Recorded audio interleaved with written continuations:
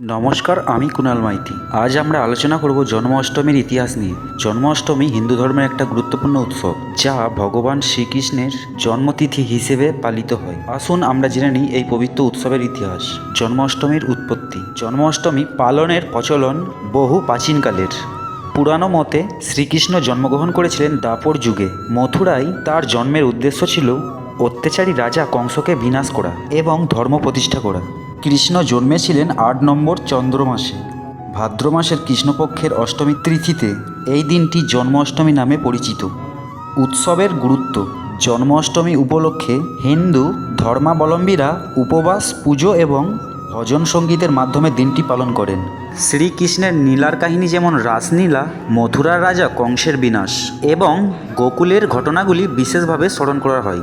বিশেষ করে মথুরা ও বৃন্দাবনে এই উৎসব খুব ধুমধাম করে পালন করা হয়। জন্মাষ্টমীর ঐতিহ্য। প্রতিটি অঞ্চলের অষ্টমী পালনের রীতি কিছুটা ভিন্ন। কোথাও দহি হান্ডি খেলা হয়, আবার কোথাও কৃষ্ণের ঝুলন উৎসব পালন করা হয়।